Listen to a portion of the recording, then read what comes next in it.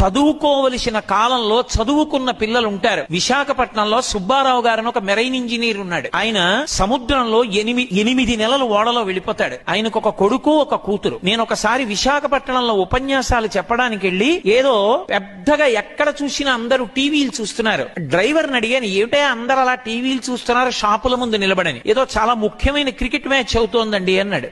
నేను వాళ్ళ ఇంట్లో బస చేశాను. నేను ఆ ఇంటికి వచ్చి ఆ అబ్బాయిని పిలిచాను. ఏమయ్యా, పిల్లవాడివి కదా, నీకు తెలుస్తుంది, ఎవరెవరు ఆడుతున్నారయా క్రికెట్ అని అడిగాను.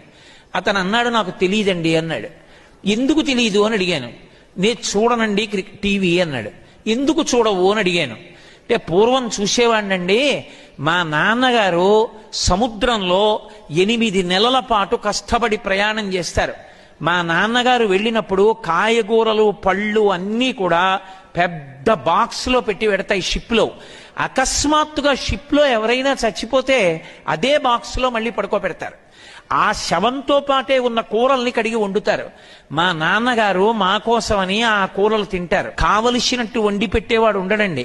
మా నాన్నగారికి కడుపులో తిప్పితే వైద్యుడు ఉండడు. సముద్రంలో నీళ్లే తీసుకుని ఆ ఉప్పు నీళ్లు తాగుతారు. తాగితే కడుపులో తిప్పి వాంతులవుతాయి.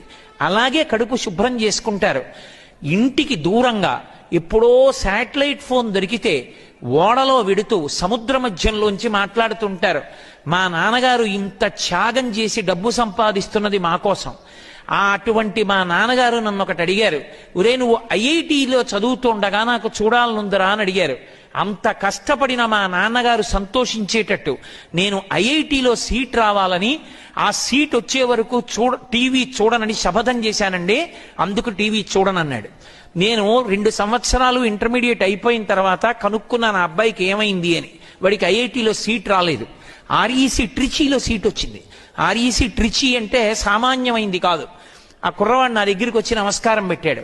నేను అడిగాను, ఏమయ్యా నీకు ఐఐటిలో సీట్ రాలేదు కదా, ఆర్ఈసీలో వచ్చింది కదా, తృప్తేనా అని అడిగాను. వాడు ఏం మాట్లాడలేదు, అలాగే నించున్నాడు. మళ్ళీ అడిగాను, నీకు తృప్తేనా అని. వాడి కళ్ళంబట నీటి బొట్లు పడ్డాయి. ఏమయ్యా ఐఐటి రాలేదని బెంగపెట్టుకున్నావా అన్నాను. మా నాన్నగారు కోరిన కోరిక తీర్చలేకపోయానని బాధపడుతున్నానండి అన్నాడు. గురువుగారు ఈ సంవత్సరం ఆర్ఈసీలో చదువుకుంటూ మళ్ళీ కష్టపడి ఐఐటీలో సీట్ తెచ్చుకుంటానండి అన్నాడు. ఆ పై సంవత్సరం నేను మర్చిపోయాను. అతను అకస్మాత్తుగా వాళ్ళ అమ్మగారితో నాన్నగారితో కలిసి వచ్చాడు. కలిసి వచ్చి నాకు నమస్కారం పెట్టాడు. నమస్కారం పెడితే ఏమైంది అని అడిగాను. నాకు ఐఐటిలో సీట్ వచ్చింది గురువుగారు, ఐఐటి అహ్మదాబాద్లో నేను ఇప్పుడు చదువుకోవడానికి వెళ్ళిపోతున్నానండి అన్నాడు. ఇవాళ ఆ అబ్బాయిని విదేశాలు స్టడీ టీంలోకి పిలిచాయి. విదేశాల్లో అతను స్టడీ టీమ్స్ లో వెడుతున్నాడు. అతను ఇంకొక సంవత్సరం పోతే కంట్రీ మేనేజర్ అవుతాడంటే అతను ఏ దేశంలో పనిచేసినా దేశంలో ఉన్న ఇన్స్టిట్యూషన్స్ అన్నిటికీ అతనే హెడ్. అతను నెలకి ఒక 10 లక్షల రూపాయలు సంపాదిస్తాడు. ఇప్పుడు వాళ్ళ నాన్నగారు ఎంత తృప్తితో ఉన్నాడు. అతనితో పాటే ఇంజనీరింగ్ చదువుకున్న వాళ్ళు, అతనితో పాటే ఇంటర్మీడియట్ చదువుకున్నవాడు, టీవీ చూడడం ఇష్టమైన వాడు, క్రికెట్ చూడడం ఇష్టమైన వాడు, సెల్ ఫోన్ మాట్లాడుకోవడం ఇష్టమైన వాడు, సెల్ ఫోన్ లో మెసేజ్లు జీవితాన్ని బతికిస్తాయనుకున్నవాడు, ఫ్రెండ్ తో గాసిపింగ్ చేయడం బతికిస్తుంది అనుకున్నవాడు, ఇవాల్టి రోజున సైకిల్ వేసుకుని రోడ్డు మీద తిరుగుతున్నాడు. ఎక్కడో ఒక చీప్ ఇంజనీరింగ్ కాలేజీలో చదువుకుంటూ. సమయాన్ని సద్వినియోగం చేసుకున్న పిల్లవాడు ఐఐటిలో చదువుకుని ఒక కంట్రీ మేనేజర్ కాబోతున్నాడు. నేను మీతో ఎందుకు అత్యంత ప్రేమతో ఈ విషయం చెప్తున్నానంటే, హితశత్రువుని గుర్తించాలి.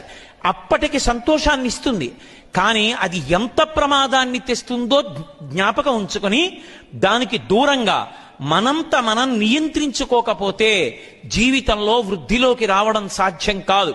అందుకే కాలాన్ని సద్వినియోగం చేసుకోండి. కమిట్మెంట్తో మీకు మీరుగా వృద్ధిలోకి రావడం నేర్చుకోండి. మీ చదువుతో పాటుగా సంస్కారము అన్న మాటకి పెద్దపీట వేసి ప్రాధాన్యత ఇవ్వండి.